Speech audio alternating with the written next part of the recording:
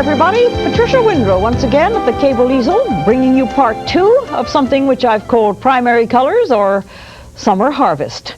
And it's the first part was laying it all out and beginning to find some remarkable discoveries in the use of these pure primary tones. They come right out of the tube. Of course, they've got to be shaded and shadowed somewhat, but the combination of these wonderful pure colors is really something which I thought maybe we should tackle besides flowers. And this is because of the result of my son, who has worked very hard. This is his garden right outside of Washington, D.C.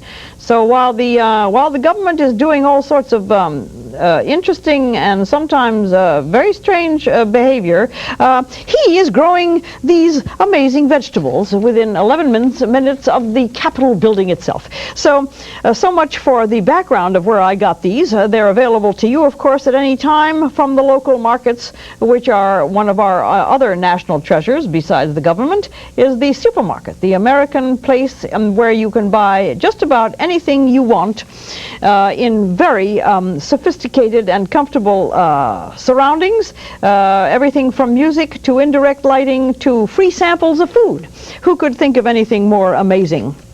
And maybe I'm just repeating something which I've said before, but I think that we do tend to take some things maybe for granted sometimes, namely the availability of these remarkable things that we buy every day of our lives. All right, let's concentrate on the trickiest of the bunch of these things, namely that green pepper. The green pepper has what I would call not very friendly bumps and nooks and crannies as far as painting is concerned. They don't mean diddly in the kitchen, but when you try to render them, that's an entirely different subject. And if you don't get the pepper right, it's kind of embarrassing because it looks like a blob of nothing. So try to get it right is the point of this particular exercise. And there are 3 varieties of green here. There's very pale, there's extremely dark, and there is middle green. So if you can kind of decipher those 3 colors, then you will probably be able to quickly render a green pepper nice and loosely. It doesn't have to be extremely botanical or anatomically correct. A green pepper is what it is, and this is probably the better kind, that it is long and narrow rather than those big fat green things that tend really to look like deflated and ill-shaped footballs. So and sick footballs at that.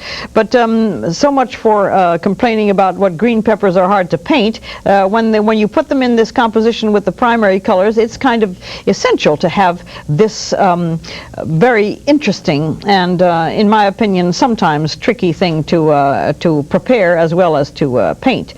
Green peppers, to me, are not the friendliest of vegetables. Some of them tend to be extremely bitter, and they kind of, well, I'm not sure that I'm crazy about them, but I sure do like to paint them. So prejudices being what they are, that's okay. The highlights on green peppers are, of course, extremely bright because the pepper is such a smooth, tight-skinned object. You need to pay attention to texture when you do these things as well as to color. And the texture of a green pepper is peculiar unto it. It is leathery, but it's also very smooth and very shiny. So Let's see whether or not I can make this more as interesting as it ought to be. And if I don't this time, I will come back to it a little bit later. But there's a great deal to do in the next few minutes, namely a half an hour, because this is part 2 of a sort of a complex composition. Let me concentrate on what I call the little linking dots in this painting of the cherry tomatoes. They are definitely sort of the things that make this painting dance, as you might say.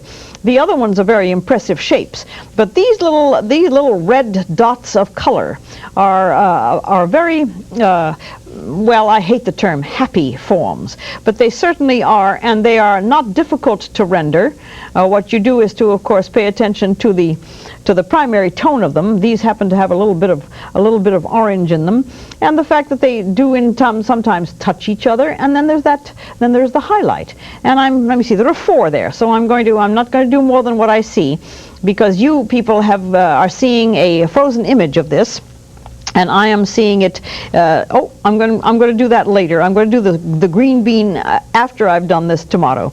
So let me place all these, and then they're going to have to be surrounded by the background.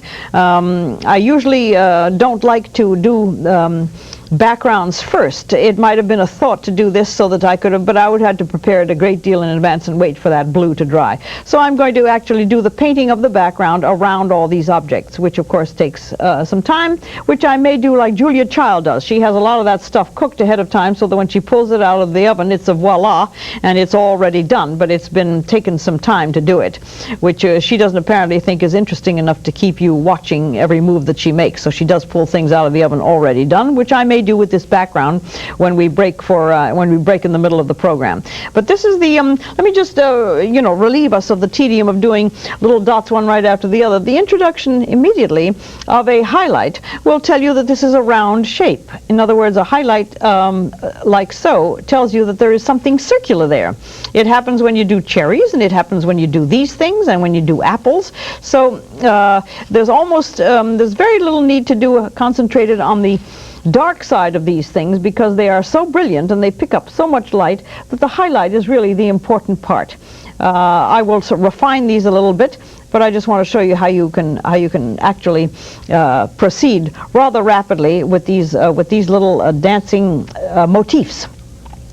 As far as primary colors is concerned, we live more with subdued colors. They're called safe colors. A lot of people like to make sure that things go with something else, and it is not particularly easy to decorate with these pure tones. However, kitchens and children's rooms adapt very nicely to these pure colors. Living rooms always tend to be a little bit more low-key, tans and browns and mauves and so on. And it may be time for anybody who's living with these colors to decide, well, maybe we'll just branch out and get a little bit braver this time and do something in brilliant colors. Something happens to the attitude when you live with brilliant colors. There is something quite amazing. When you come into a room that has a brilliant red carpet on the floor, you tend to stop short and say, wow. And that reaction probably is pleasing. So here, going and continuing with this process of rendering these little objects, which are sort of they tie up the picture. They're going to give you a feeling of cohesion to this whole composition, which of course is going to be all pulled together with the audacious blue background. To live with these colors, we'll see when this is completed and I frame it and bring it back for exhibition here at another time. Maybe it'll all work very nicely together. But in the meantime, it takes a certain amount of chutzpah and a certain amount of imagination to select these things. Just like when Gauguin introduced the absolutely forbidden and taboo and shocking, horrible combination of pink and red and orange and mauve next to one another. It had not been done in the world of painting, and he went down to the South Sea Islands and found that those colors were prevalent everywhere in the clothing clothing of the people and the flowers and the fruits and the vegetables, and so he introduced a rather audacious bunch of color schemes when he did his Tahiti series of paintings, and since then the world has found itself mesmerized by the combination of what was called in the Victorian era unlikely color schemes. This is probably what you would call an unlikely color scheme. However unlikely as it may be, it is still great fun to render, and I think that you'll agree that when I wind up and maybe hold this up against there and show you whether or not it works, it's going to be great fun. These beans, which may pick up some of that red, and I hope not, but it did. Yeah, well, too bad. Are just a way of getting another form and maybe a little bit of variety into this otherwise very round and very circular composition. So I put these beans in there for that purpose, just for compositional interest. Let me see. Oh, that comes over here. I've mislocated some of these things, but that's okay because I needed the room, and this tends to be a very long picture. This one goes over it this way. Well, as I'm talking to you, I'm thinking that I'm going to do this on a live show sometime, because when I do the live shows, I'm almost always doing landscapes. And I think maybe the time has come that next month when I come up, I will do another maybe summer harvest, but with different subject matter, and talk about still life painting. Still life painting has got a tremendous place in the art world. It has been a standard favorite over the centuries, and it should certainly not be discounted. American painters have produced some remarkable works. Raphael and his brother, let me see, who is it? Who am I thinking of? I'm telling you, Peale. They were the still life artists of their time. William Harnett, that was a master still life painter, with his wonderful renderings of trompe-l'oeil compositions with fiddles and violins and pipes and papers and love letters and so on, all tied together, is a sample of the intrigue that has been generated over the years on still life painting. And instead of its being sort of put down by people saying that still life is boring, it certainly is far from boring, and it's also an extremely important phase of painting.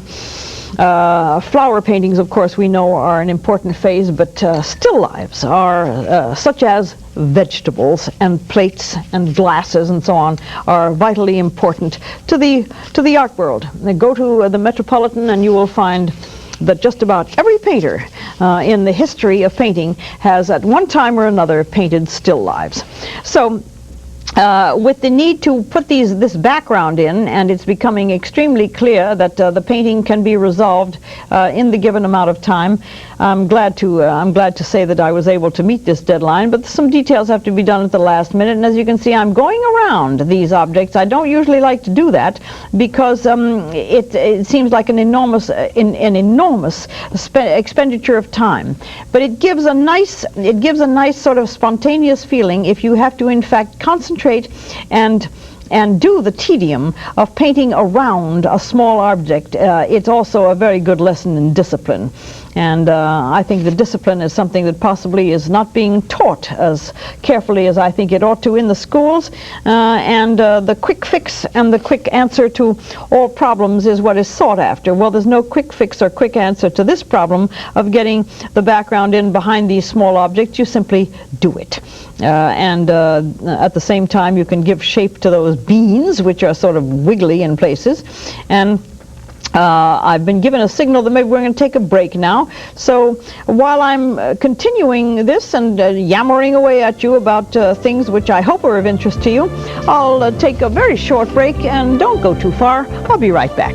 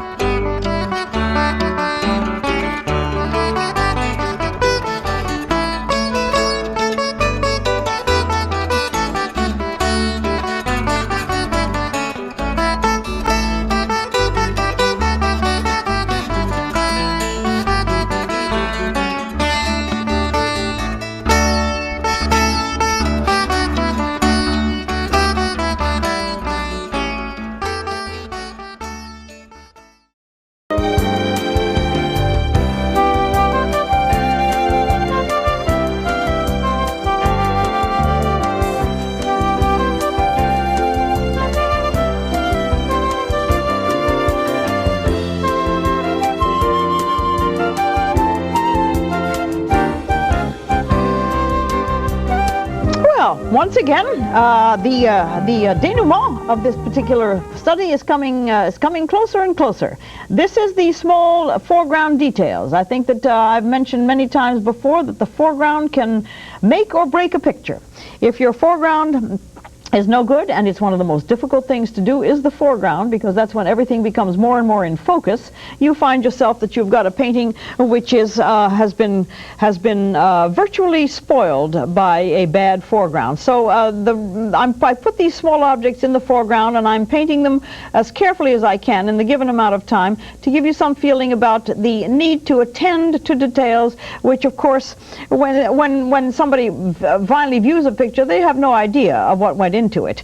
And that's always I'm always sort of interested, surprised, amazed, and many times irritated when people say, how long did it take you to do the picture?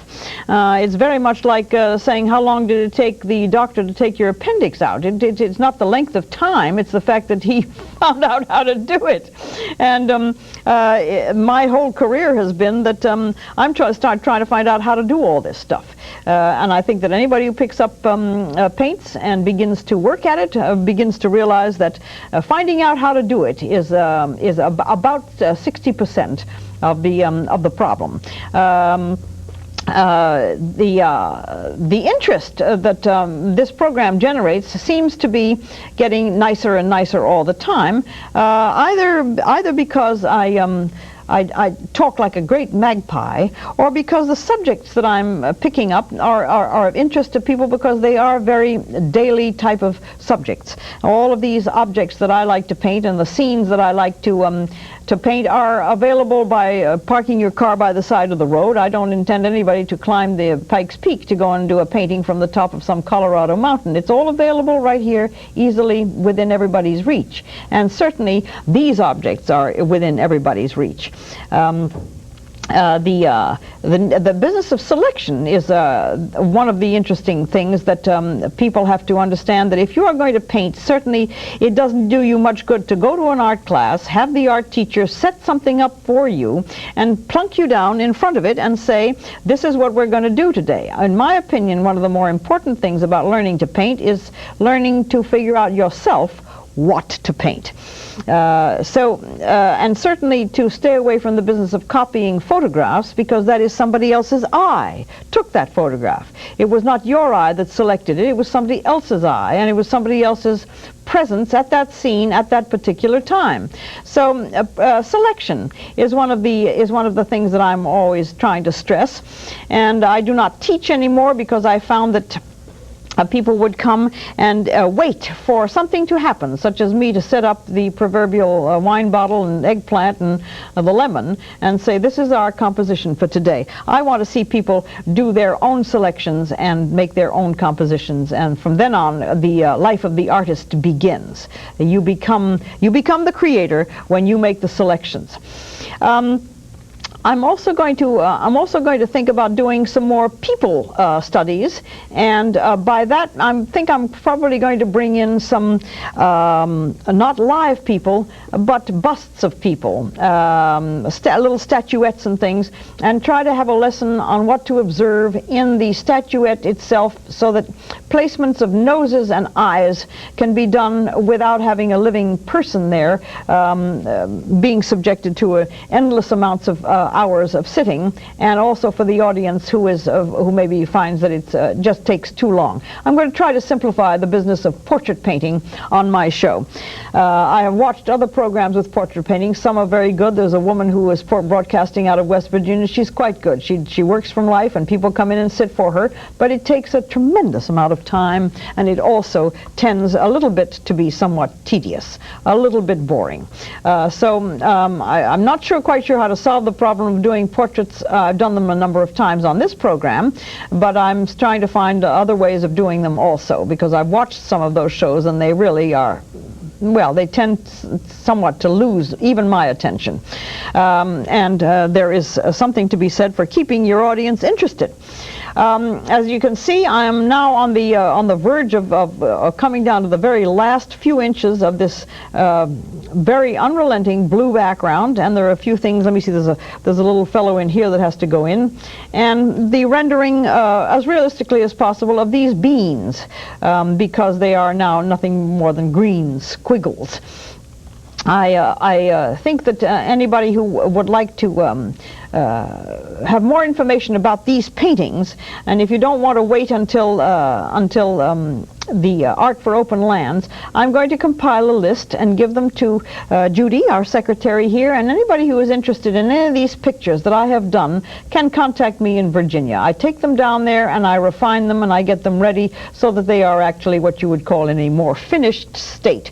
So if anybody who is interested in these things for purchase, instead of waiting for Art for Open Lands, I will be attending to that well, very soon, within the next few weeks, and you'll be able to write. If you see any of these programs on the air and you're interested, write to Judy, say that you're interested in such and such a, and she will therefore forward the information to me, and I will be able to accommodate, because an awful lot of people want to know if they can in fact buy any of these pictures, and I will do that. I'll compile the list and you'll be sent the list.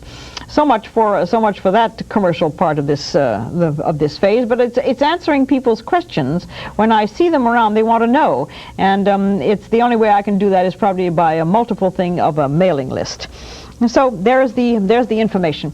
All right, the last few moments of this are going to be to cast the shadows underneath these little cherry tomatoes, give them their highlights. Their highlights can probably be done very, very rapidly with just dots of white here and there, because our pale blue, actually the highlights on these objects are kind of bluish. So here, let me just get some of them on there, and it's in a way, it's sort of finishing it, not exactly, but it's getting there.